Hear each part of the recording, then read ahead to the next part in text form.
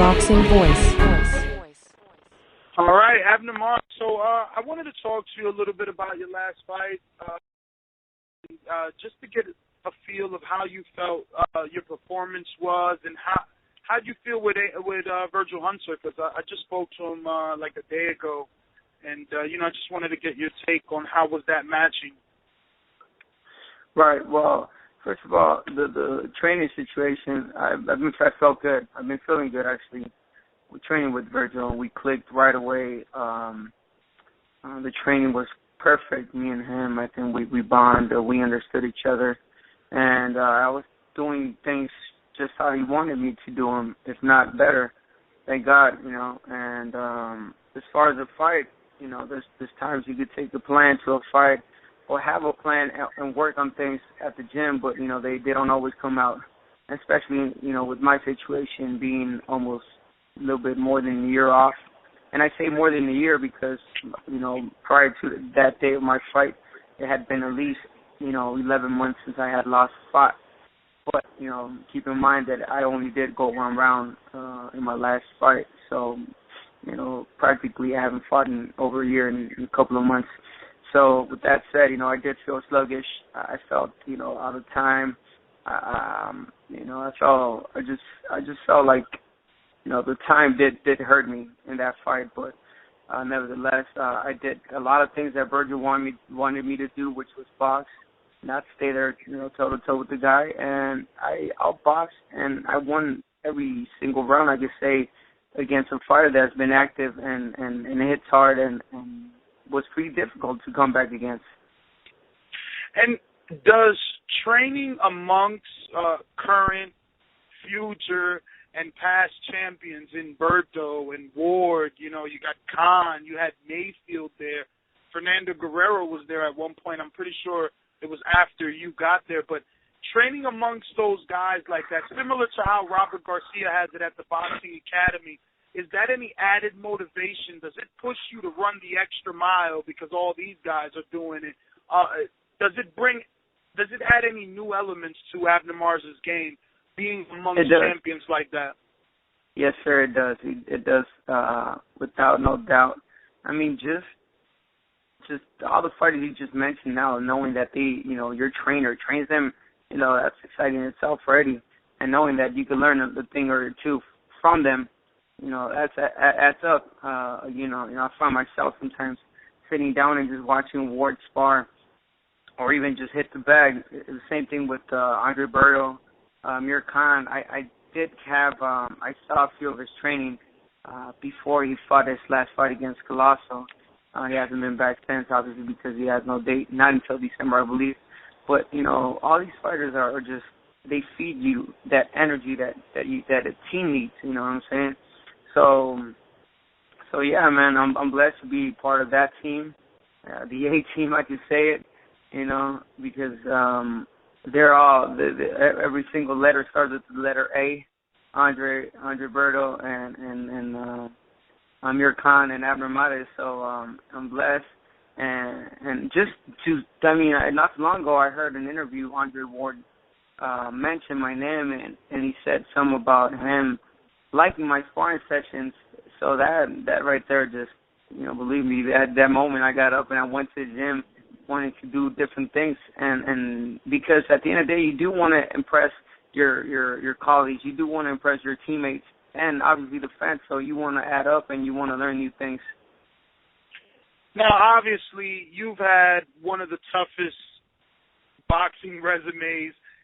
You fit right in that camp because Berto has faced tough opposition as of late. Andre Ward cleaned out 168, so there's not a name that he avoided. You yourself cleaned out a few divisions, multi-division world champion. Are you going to take a step back, just, fight the levels of an Oquendo at this time to continue to learn from Virgil Hunter, and so that you guys are a unit instead of two individuals? Or are you ready to jump back into the fire the way that all your fans remember Abner Mares, taking tough fight after tough fight? Yeah, you know what?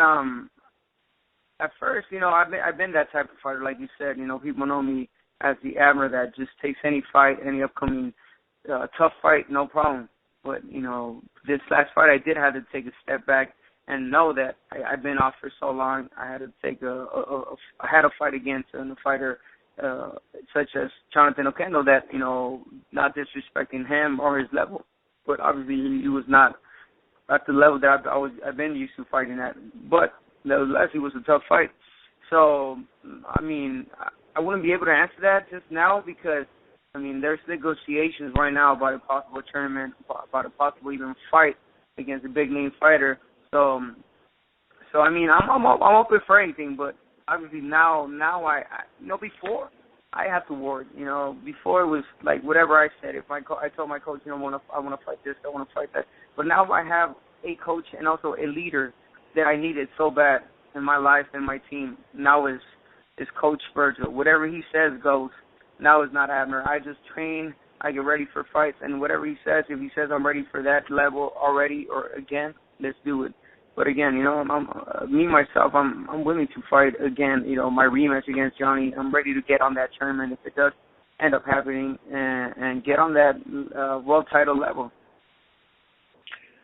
Now, were you injured in any way in the accident that you suffered, a couple of days ago, or is everything okay?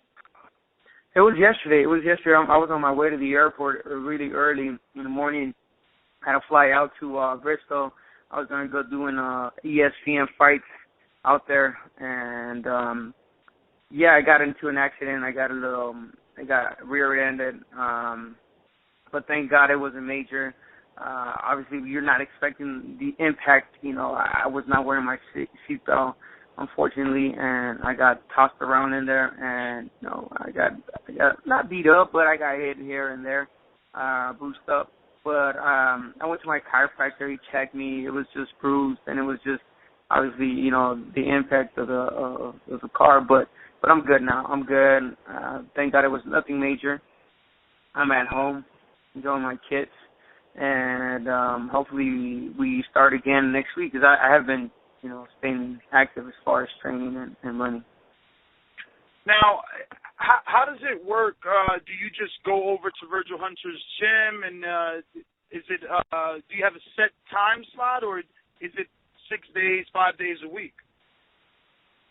Oh, with Virgil, it's a camp. It's a camp.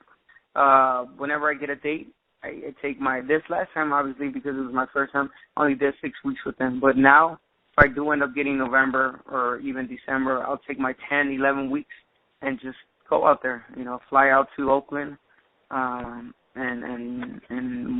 we got a place out there to stay where our fighters stay at, and just practically make it a camp for a fight.